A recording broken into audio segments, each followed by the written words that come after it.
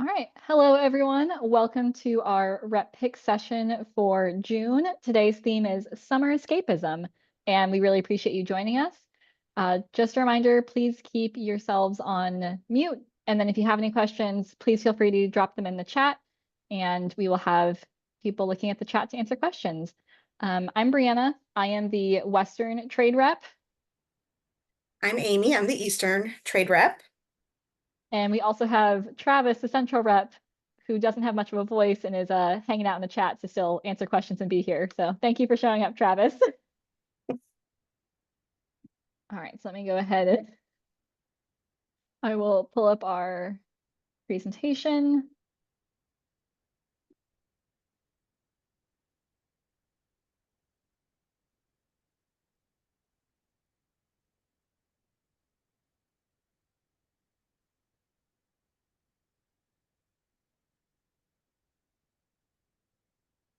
All right, so as we mentioned, this is Summer Escapism. These are all the books that we love for summer in one way or another. Okay, first up, we just wanted to take a moment to remind everyone that July is Disability Pride Month. Disability Pride Month is celebrated every July, and it's a great opportunity to honor the history, achievements, experiences, as well as the struggles of the disability community. It's a really great chance to be an ally and to be as inclusive as possible. In our June newsletter, we did include a collection of our recommended titles for a Disability Pride Month display. I'm going to drop that again in our chat, just so if you want to take a look at that that collection again, you can have it handy. One moment here, switching between screens. And there we go. That should be the link to our Disability Pride recommendations. But I also wanted to particularly highlight an upcoming title. It's available July 9th, called Beyond Inclusion. This is coming to us from Chicago Review Press. It was one of our summer top shelf titles, and it's a really interesting book about how to raise anti-ableist kids. So this is more about coming at it from the point of view of a parent. How do you talk to your kids about modeling just not only inclusive behavior, but starting to think about, again, that the ableism versus anti-ableism, and trying to create a welcoming and opportunity driven environment for everybody. So that's Beyond Inclusion. And again, that comes out July 9th. Thanks, We Travis. also wanted to highlight the Sherlock Bones series, which many of you are familiar with. This is a early reader, highly illustrated chapter book full of fun puzzles following Dr. Sherlock Bones and Dr. Jane Catson and all of their adventures. And in book 5, they have finally made it to the US. So they start out in Manhattan, seeing things like the Statue of Liberty, and they go to Mount Roughmore, they go to Alcatraz prison, and lots more punny places in the US. So we're very excited for this upcoming title and the fact that it will be set in the US. And Amy will be sharing a link to join the website to become one of the detectives, which gives you extra puzzles to solve. And if you solve enough puzzles, you can even opt into some physical puzzles that get mailed to you. So this one comes out in September, and it's $9.99. And it's one of our fall top shelf titles as well. And speaking of summer escapism, we wanted to highlight a series from our Cooperard publisher. This is their Culture Smart series. This is a collection of guides that are written for people who want more than just like the nuts and bolts of where to stay, what to see, and how to travel. So these aren't so much a travel guide in the sense of, you know, things to do in an area or places to stay. They're more to talk about the local customs, the traditions and values of the place, of the country's inhabitants, and crucially, sort of some key historical and cultural events that might have shaped this particular country. So these are really short, sharp, and humorous guides, and they are, again, kind of doing a deeper dive into the country in general so that should you find yourself visiting there, you'll have a better understanding and appreciation of the people there. And that leads us into our first title. And this was one of Travis's picks that Amy will be talking about. Yes. So this is an example of the series I was just talking about. So this is again that Culture Smart series from Cooperard. This is, oh, I meant to sorry, one moment. I forgot. Let me, I'm dropping in a collection of the Cooperard titles so you can see all of the available countries that we have in this collection. But this particular one is an example for Mexico. And Brandon, if you kind of want to show some of the table of contents. So these are like a really excellent, these would be great companion titles to like A Lonely Planet or Rick Steves. So as they get, like I said, into the language, the customs and traditions of the place that you might be visiting, these are really, really excellent. Like they also include like do's and don'ts or taboos, certain business practices. So if you find yourself there on business, it's also, it talks about communication styles, both spoken and unspoken. So that can be really handy as well. So you're, again, better understanding how to fit in and acclimate to this culture. These would be really good suggestions if you're a store that works with people who are students that are studying abroad, or if you have those connections with those colleges.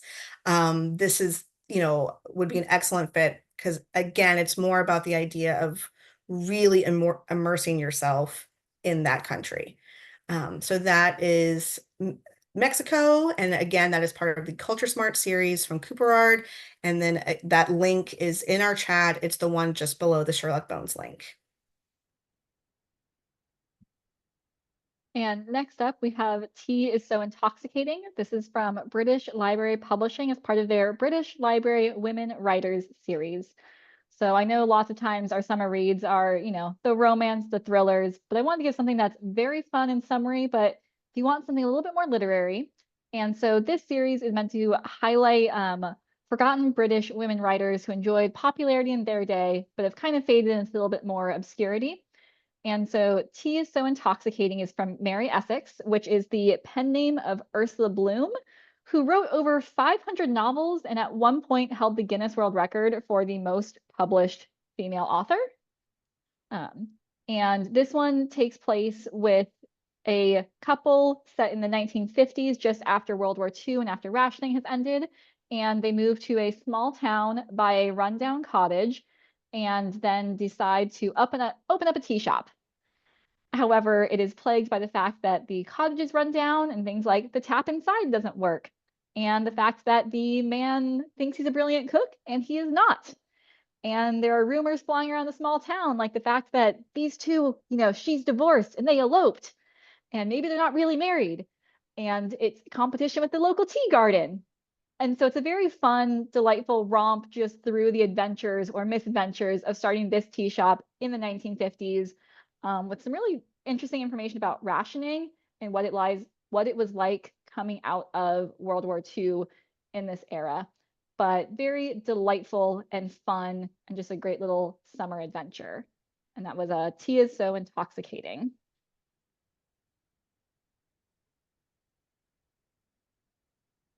Okay, so this is The Perfect Marriage. This one is from Geneva Rose, by Geneva Rose. I'm sure many of you are already quite familiar with Geneva Rose. She's having quite a moment on Book Talk, and all of her books and backlist are kind of blowing up right now. This particular one, The Perfect Marriage, this was new to IPG last fall, kind of late summer, early fall, and it quickly skyrocketed to one of our best sellers, if not one of our top sellers, just period. The title itself has sold over 1 million copies, and it has been optioned for development as a film or TV series, or potentially both, because it is that popular. But here's the gist of this story. This is very much like your summer thriller blockbuster kind of thing. And our main character, she is a very successful defense attorney. And but what ends up happening is she finds herself um, being tasked with defending her husband, who has been accused of killing his mistress.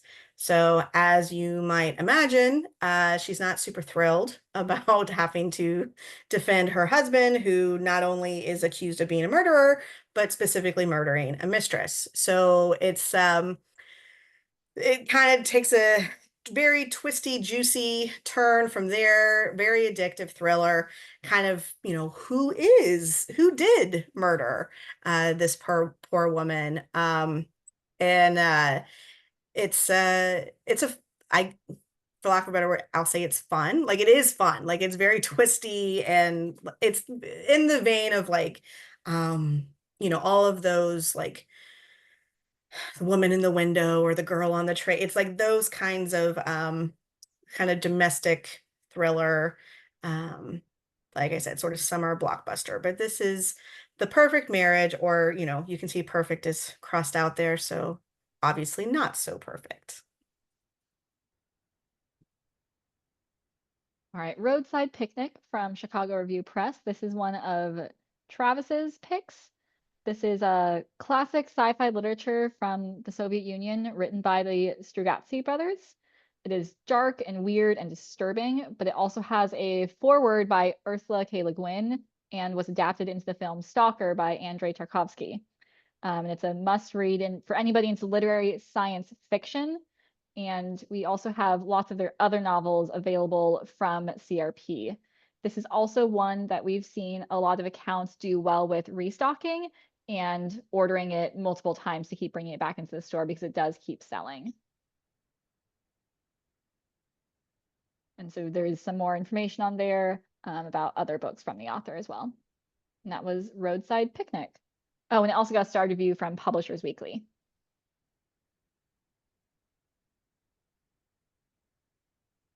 All right, one by Eve Smith. This is my kind of bingeable medical thriller pick. So this one takes place in a post-apocalyptic Britain in which there has been a one-child policy enforced due to the world being ravaged by climate change and a shortage of resources. And the main character is a baby reaper who is tasked with tracking down and enforcing this one-child policy until the next parents on her list to track down, or the next people on her list to track down, are her parents. And she discovers that she has a secret second sibling. And I loved this because as you read it, it has that nice, horrifying, stark feel of all the really good dystopian fiction. Like when you read 1984 and Brave New World and you think, this could never happen to us. And then you also sit there and think, this is a little too close to some things that are happening right now. But as she is kind of unraveling this mystery, you are just kind of compelled through these short, bingeable chapters that just move along and really grip you as this thriller unfolds. And she finds out all the secrets that have been hiding behind organizations all about these second children. And that comes to us from Arenda Books in the UK.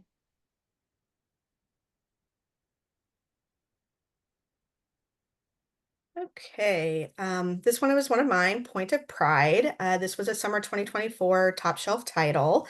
This is the sequel to the very popular Pasta Don't. The main character is Carly Montgomery, who was the best friend in Pasta Don't. I always feel like I'm saying pasta when I say that, but anyway, these romances, rom-coms are set in the ballet world. They always kind of make me think of like a grown-up center stage, if any of you remember that that fun movie from the early 2000s. But in this one, Carly Montgomery, the main character, and her guy is Nick. And they are kind of dealing with, I mean, it's sort of I guess you would say enemies to lovers, but also kind of more just like colleagues or coworkers. But they're also dealing with kind of a pivot in their career in terms of what happens when a very demanding sport and something that you've been passionate about for so long, you start to age out of it. And what is that like? And where do you kind of find your identity or your um, respect, I guess you might say, with that. This one is super fun. It also kind of touches on there's some issues of chronic pain in this as well, and how that can kind of impact one's life when they're dealing with this. But this is very, very fun, very swoony, perfect summer romance. It's a little spicy. It does have some spice. So keep that in mind if you take this one on. But it's a really, really great follow-up to Pasta Don't. So if that was one that did well for you, I think this one will do equally as well, if not better.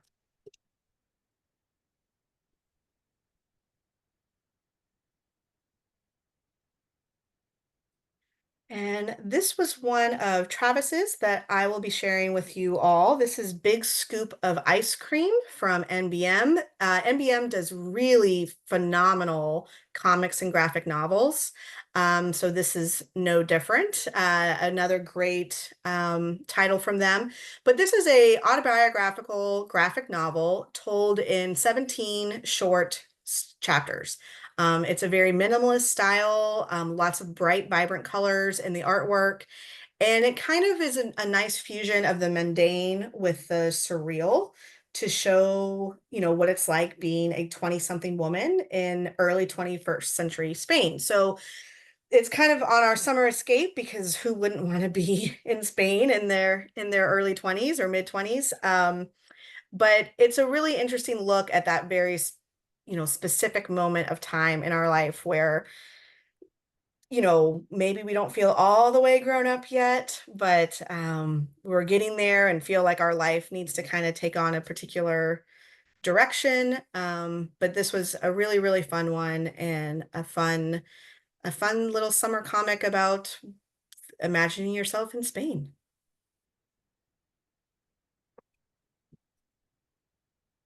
Okay, next up we have Love on the Second Read.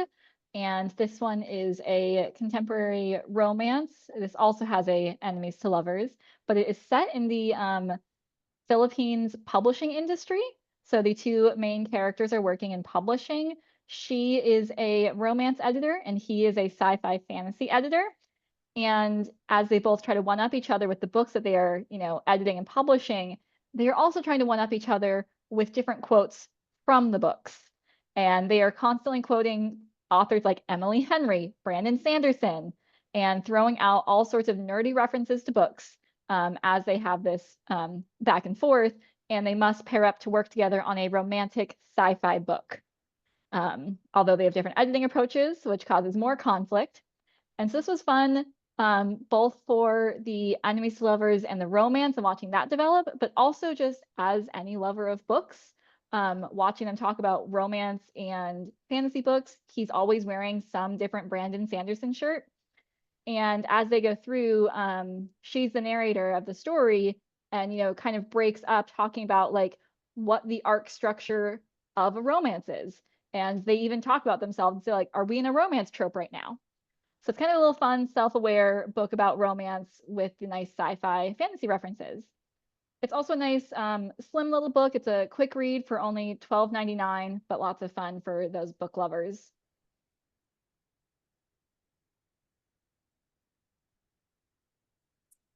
So this next one is What the Focaccia, and which I think is a hilarious title, by the way. But this is a super fun, very frothy summer rom-com set in Tuscany and like the Florence area. But in this, Ramona, the main character Ramona, she wants to work in the fashion world, and specifically, she wants to do a size inclusive fashion line. And she kind of gets poo-pooed in the beginning, and her line kind of laughed at. So she finds herself going to Italy to kind of take inspiration and learn from the designers in Milan. And while there, she gets an Airbnb, and her landlord, Marco, is there, and maybe some sparks fly between Marco and Ramona. It's kind of a bit of a slow burn between the two of them. Ramona always kind of feels like she's somewhat making a fool of herself in front of Marco, but we, of course, of the readers, fall in love with Ramona just like Marco does. And I really like there's some really interesting things in here about again, the size inclusive fashion line, the representation of um, there's a lot of characters in here who feel like they're not maybe seen or they're overlooked. And this book kind of highlights why they shouldn't be.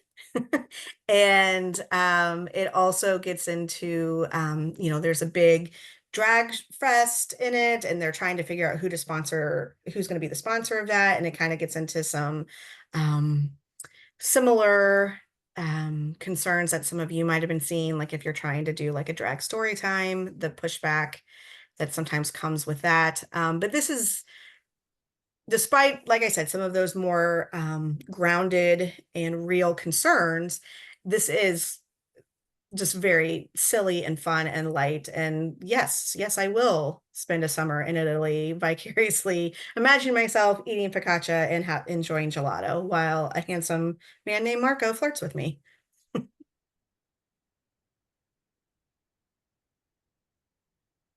All right. Afrofuturism, the world of Black sci-fi and fantasy culture. This is another one of Travis's picks. This comes from Chicago Review Press's imprint Lawrence Hill Books, which is focused on Black authors and Black voices. And so this is an overview of Afrofuturism, and it serves as a great starting point for anyone who wants to explore the genre in more depth. So this book came out 10 years ago, but now it's become a much more popular genre since this book came out. But this includes lots of information about the foundational ideas of Afrofuturism, and the artworks that have led to it flourishing as a genre. And so it does include lots of information on people like musicians like Sun Ra and George Clinton, and authors like Octavia Butler, Samuel Delany, and N.K. Jemisin. And so this one is a great pick for those people who are interested in really where Afrofuturism has come from. And it was a finalist for the Locus Awards.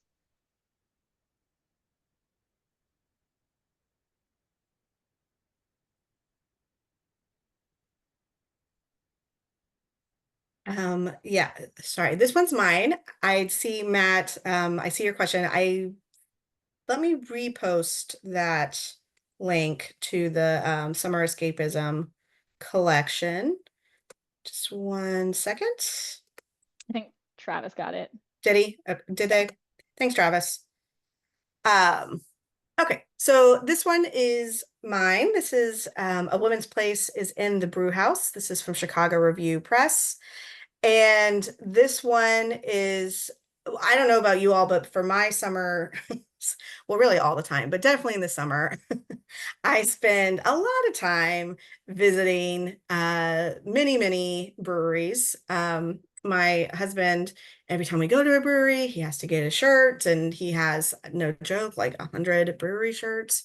They're on a particular rotation. But here's what I really like about A Woman's House, or A Woman's Place is in the Brew House.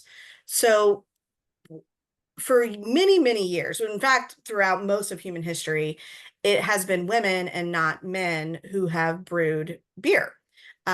It was their role either as making the family brew or as the village brewer. And they did this for literally hundreds of thousands of years, from the earliest days of Mesopotamian civilization through the reign of Cleopatra, witch trials, all of it, settling of colonial America. It was predominantly women who were the brewers. So this book is kind of a deep dive into that history, but it's also a nice feminist flair, kind of exploring the forces that have kind of erased women from this history and from the brewing world. Traditionally, when anything kind of became profitable, or the politics of women in the workplace and all of that, it kind of shifted more towards men. But now there are more breweries than any other time in American history. Um, as like I said, I'm certainly can vouch for that. And but many were, it's great to see women serving as founder, CEO, or head brewer at more than 1,000 of these breweries. So all of this to say, I think breweries and the idea of craft brew and that legacy is certainly very, very popular, the most popular it's ever been. And this is a really interesting deep dive into, again, that history and women's place is in the brew house.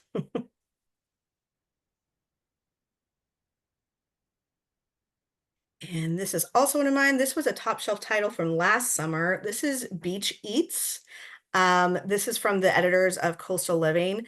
This book feels like a vacation. It is gorgeous. I have a copy myself and absolutely love it. There are over, I want to say there's like 100 recipes. These are all very beachy, summery recipes, whether they're like kebabs or fun dips, seafood, great cocktails.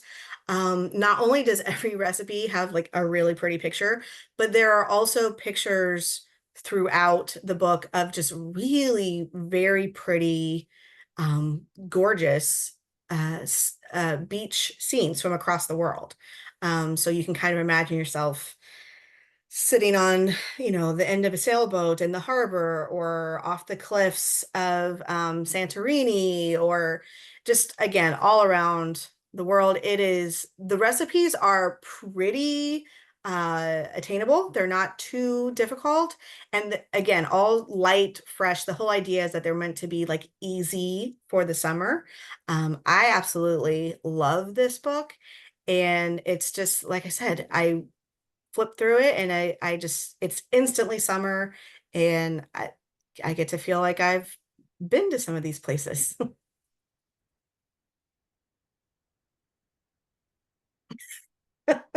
Sorry, Matt.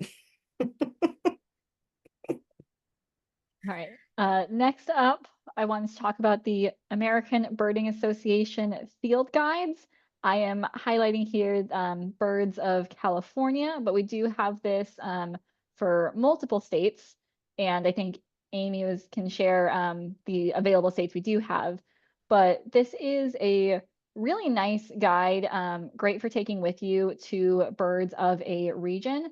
It's only $25. It's got a nice little leather cover. It's a good little, half pocket travel size, but this goes into photographs of the birds that are all really nice. It talks about an introduction to the species, how to identify them, what kinds of habitats that they live in. It gives you tips on where and when you can see each of these birds. And in each state-specific guide, it lists, the best sites and species to see by region, which is really helpful in a state like California, where we have approximately 100 different ecosystems and all over the state. And it also includes a state bird checklist. It has a state map and an index. So this is a really great thing to stock for those people who are looking to go spend more time outside and want to go and identify birds, whether they are the avid birder or they're still trying to get into it and would like to find a good place to start. And this is one of those series that we see a nice, consistent restock for as well. Lots of accounts, kind of finding that they continue to sell for their state.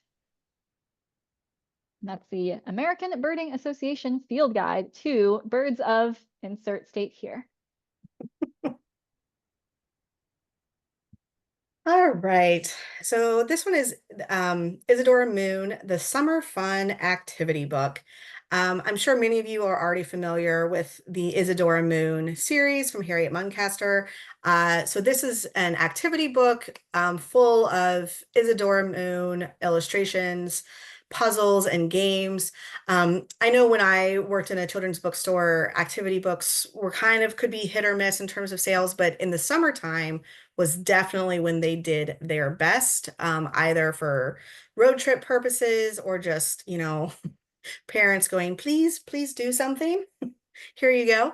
But this one is just super fun and cute. It has everything from word searches to sort of shape and logic puzzles, spelling games, drawing activities. I think this is fun regardless of whether or not you carry the Isadora Moon series in your store. But if you do carry Isadora Moon, I would highly, highly recommend this activity book to accompany it. Like I said, I think it's perfect for those summer boredom days or, road trips or even just like hanging out at the pool or something like that, just to kind of a little activity when it's the lifeguards are taking their break or whatever at the pool. And next we have My Epic Dad Takes Us Camping. This is one of Travis's picks. This is a picture book follow-up slash companion to My Extraordinary Mom. And in this one, a kind-hearted dad has the best of intentions, but things never go quite according to plan as they're on their epic adventure. And so this full of lots of times of the dad having really great ideas of what to do, and his execution is a little rough around the edges. But it's a very fun, entertaining read that's a laugh out loud about the antics of this dad, all about spending time in the outdoors, enjoying time with family, lots of things that we like to encourage people to do during the summer.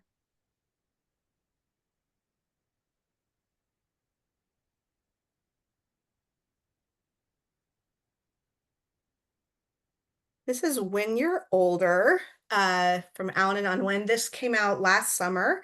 It was a top shelf summer title last year. And this was one of my, actually probably my favorite picture book that we had from last year.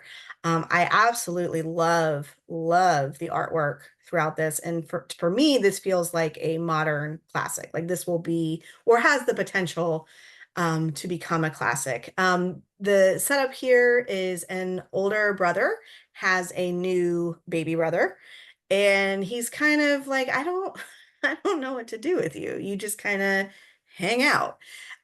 So he starts imagining all these things they'll get to do together when you're older. So this is all about what the older brother is going to, the adventures he'll share with the younger brother when the younger brother is older. So it ranges from everything from just really classic sort of touchstones of childhood, like camping and building forts and playing at the beach. But they all take on this like hyper imaginative kind of creative play vibes. This is great for any time of the year. Obviously, it makes a great new sibling book as well. But I just love this, and it feels very summery to me. I My 4-year-old nephew, he got a new baby sister last summer, and I gave him a copy of this book. And even though the book is brother and my nephew got a sister, he still like really really liked the idea of, well, I can't wait till Emmy's older and then we'll get to play all these fun things. So it's a very sweet book with, like I said, just killer artwork.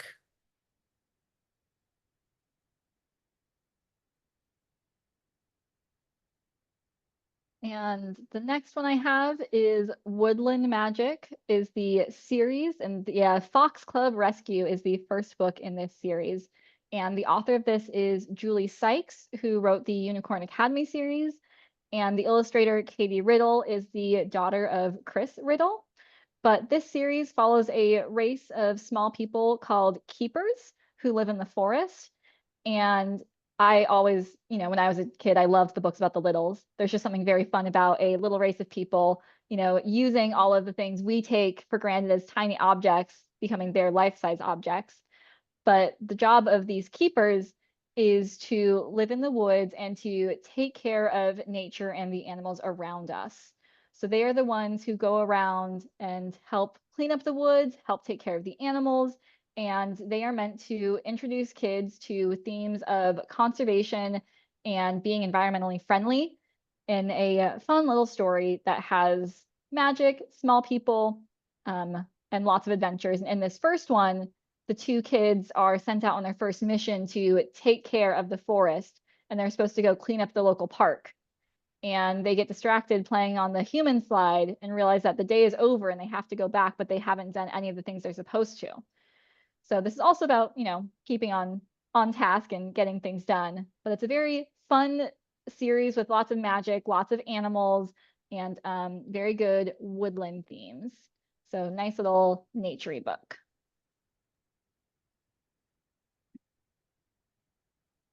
And then we have When a Dragon Moves In from Flashlight Press. This is one of their older titles, but the paperback just came out last summer.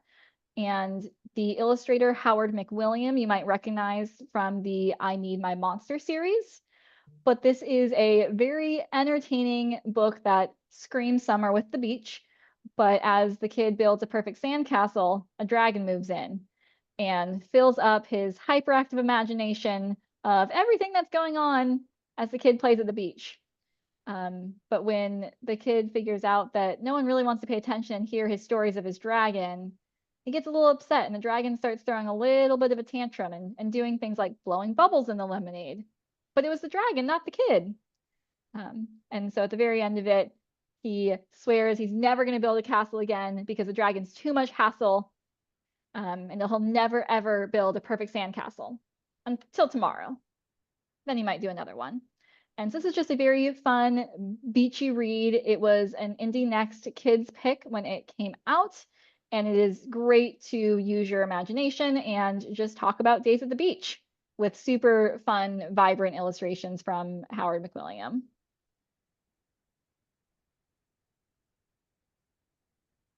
Speaking of the beach, this one was one of Travis's. This is Find It at the Beach. And this is a really fun activity book to take with you on your vacation to the beach.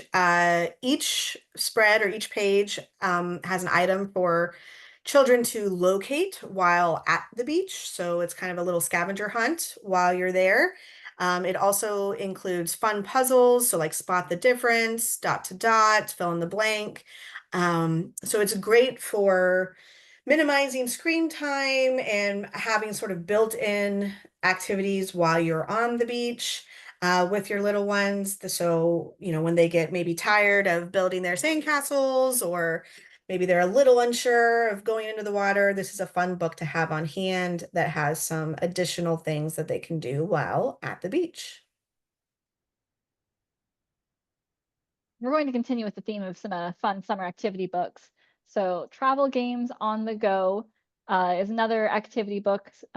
This one is chock full of different activity books or activities all related around travel.